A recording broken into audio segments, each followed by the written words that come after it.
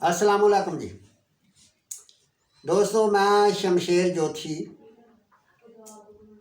तो दोस्तों, आज मैं इल्म नजूम सिखाने के लिए आपके सामने एक वीडियो लेकर आया हूँ। ये एक कुंडली है जो कि 20 दिसंबर 1974 की है। 2:28 सुबह का टाइम कराची का है। तो इस कुंडली में हम आपको कुछ ना कुछ बताने की कोशिश करेंगे कि जो लोग, मेरे दोस्त, मेरी बहनें, मेरे भाई, मेरी बेटियां सीखना चाहते हैं उनको आसानी हो जाए, क्योंकि हमारे मुल्क पाकिस्तान में ख़ास करके लोग नहीं सिखाते, बल्कि जो सिखाते हैं उनकी भी मुखालफत करते हैं।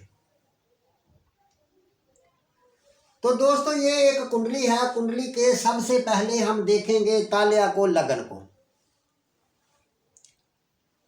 लगन जो है ये बुर्ज मिजान और स्यारा उसका ज़ोहरा है। तो स्यारा ज़ोहरा कुंडली के चौथे घर में पड़ा हुआ है, बुर्ज जद्दी में 8 डिग्री का है,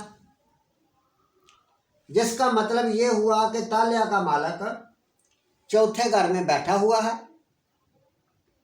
अपने दोस्त के घर में बैठा हुआ है। अच्छा, एक बात मैं और आपको बता दूं कि मैंने एक बुक में पढ़ा भी था और उसके ऊपर मैंने तजर्बा भी किया। बहरहाल मैं समझता हूं कि वो तजर्बा काफ़ी हद तक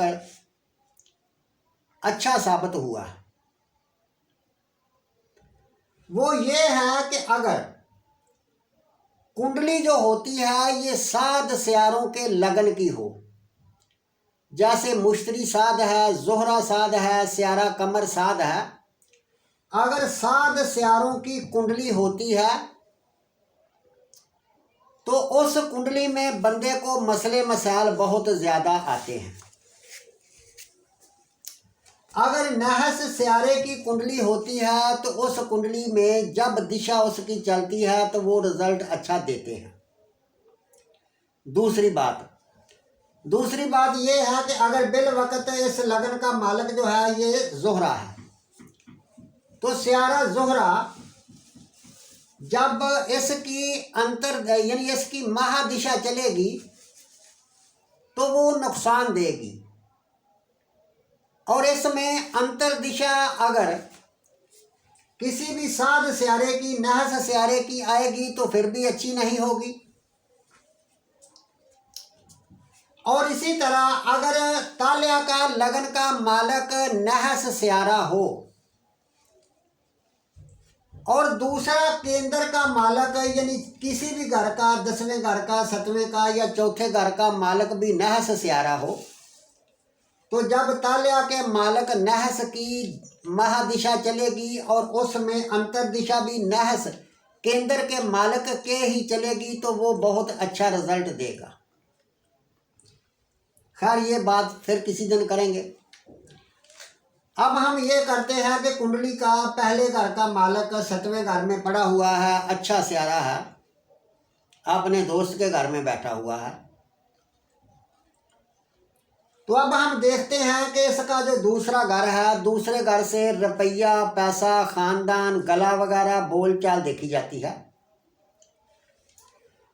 तो दूसरे घर का और 7वें घर का मालक स्यारा जो है ये मरीख है। तो मरीख हालांकि बैठा हुआ है अपने दोस्त के घर में बुर्ज कौस में,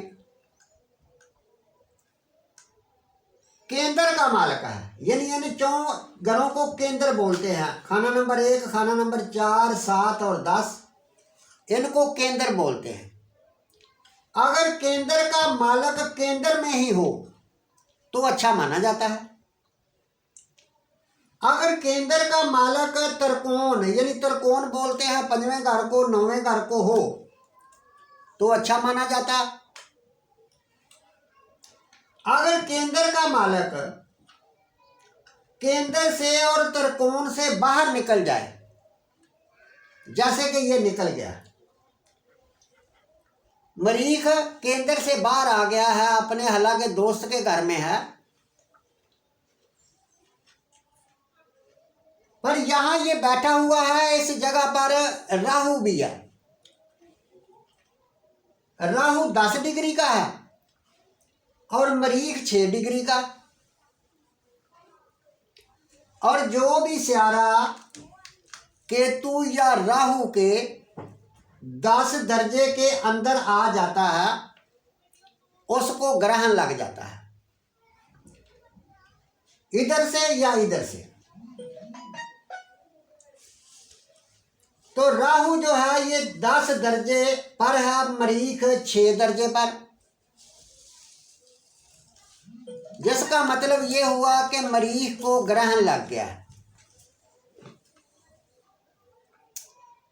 मरीख मालक दूसरे घर का और 7वें घर का। दूसरा घर रुपये पैसे का, खानदान का, गले का। 7वां घर रोजमर्रा जो हम काम करते हैं,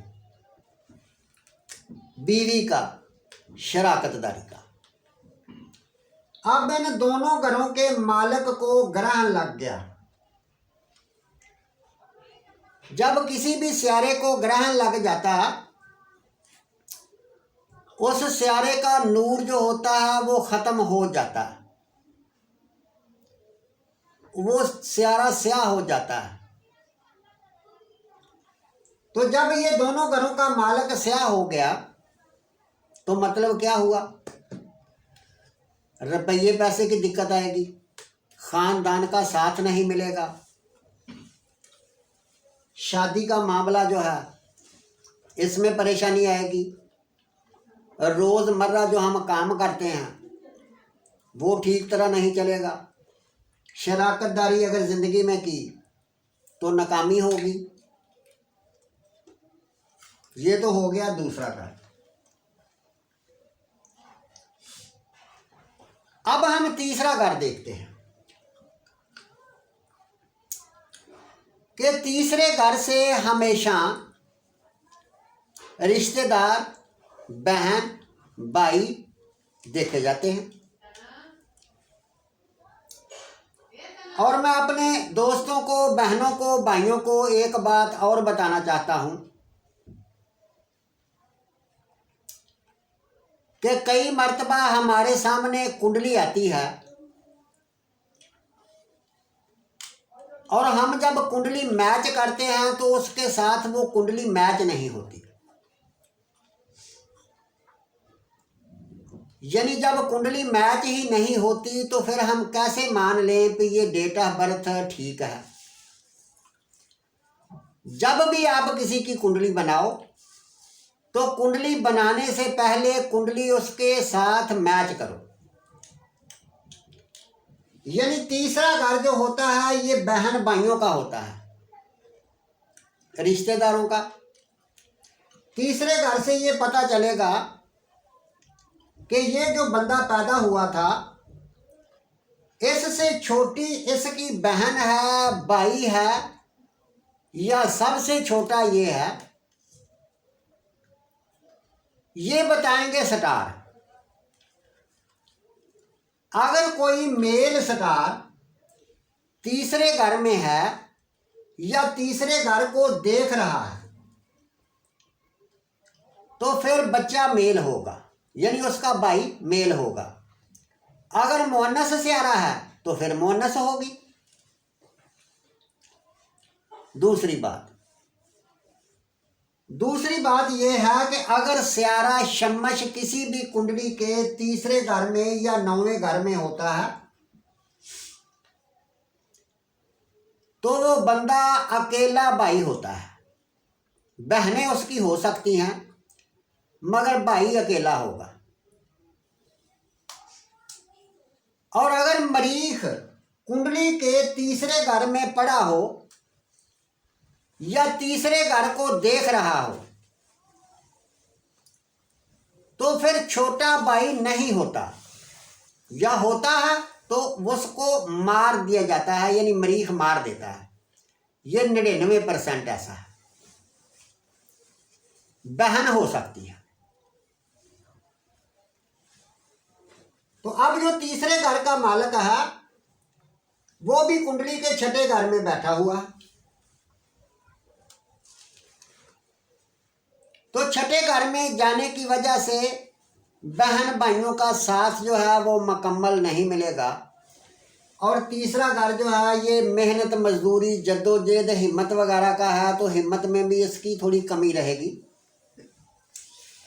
अब देखते हैं कुंडली का चौथा घर। तो चौथे घर का जो स्यारा है वो स्यारा जोहल है। चौथा घर किस चीज का है? जमीन का, प्रॉपर्टी का, मकान का, गाड़ी का, घर के सुख का, माँ का।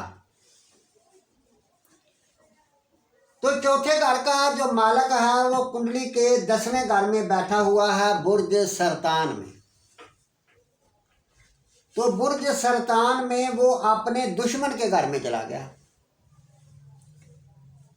तो दुश्मन के घर में ऐसा ही समझ लो कि जैसे किसी बंदा कोई अपने दुश्मन के घर में चला जाए तो उसके साथ क्या होगा? सेवा तो नहीं होगी। और जो बंदा दुश्मन के घर में बैठा होता है वो अपने घर की भी केयर नहीं कर सकता। तो मतलब ये हुआ कि चौथा घर जमीन, प्रॉपर्टी, मकान, गाड़ी, घर का सुख, माँ, ये सारे का सारा उठकर कुंडली के 10वें घर में चला गया। तो ये घर जो था इसका पूरा रिजल्ट आपको नहीं मिलेगा, क्योंकि इसका जो स्यारा है वो कुंडली के दुश्मन के घर में चला गया। तो पांचवा घर जो है ये भी कुंडली के औलाद से तल्लक रखता है, तलीम से तल्लक रखता है, और इसके बाद ये मेंबरी से तल्लक रखता है, पलान से तल्लक रखता है, मैदे से तल्लक रखता है। तो इन दोनों घरों का स्यारा जो है वो जोहल है, जो कि कुंडली के 10वें घर में चला गया, दुश्मन के घर में चला गया। अब आ जाते हैं कुंडली के छठे घर में। कुंडली का छठा घर जो होता है ये मखालफत, कर्ज, कोर्ट केस, एक्सीडेंट और उसके अलावा चोट वगैरह लगना, कर्ज वगैरह, ये सारी चीज़ें छठे घर से देखी जाती है। तो छठे घर में एक तो मुश्तरी है, दूसरा कमर है। तो जो स्यारा मुश्तरी है ये कुंडली के छठे घर का मालिक भी है और कुंडली के तीसरे घर का भी मालिक है। छठे घर का और तीसरे घर का मालिक होने की वजह से ये मार्क है बुर्ज मीज़ान की कुंडली में। हालांकि कुछ लोग कहते हैं कि ये जनाब आ गया है कुंडली के छठे घर में तो ये अपने ही घर में, ये तो जनाब योग कारक हो गया, ये ऐसे हो गया। पर पूछा तो इस बंदे से जाए जिसकी तरीक पैदाइश है कि यार ये आपकी कुंडली में तो योग कारक है, तो वो क्या कहता है? वो कहता है कि छठे घर से मुझे दिया है मुश्तरी ने क्या? कर्ज, मखालफत, कोर्ट केस। वो कहता है कि मेरे ऊपर इतना कर्ज आ गया है कि मैं शायद अपनी ज़िंदगी में उतार ना सकूं, बहुत परेशान हूं। तो किस वजह से आया? ये बंदा काम करता था वो रुपये पैसे का,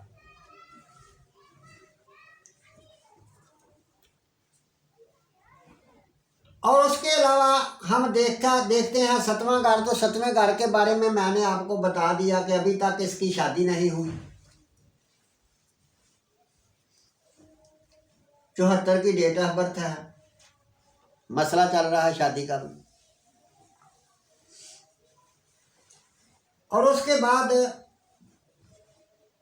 8वां घर टेंशन और परेशानी का है। खैर 7वें घर का और 8वें, पहले घर का और 8वें घर का मालिक एक हो तो वो साध माना जाता है। 9वां घर बुर्ज जोजा, किस्मत, बाप, बरूने मुल्क। तो ये भी त्रिकोण का मालक होकर, त्रिकोण का मालक अगर केंद्र में आ जाता है तो अच्छा रिजल्ट देता है।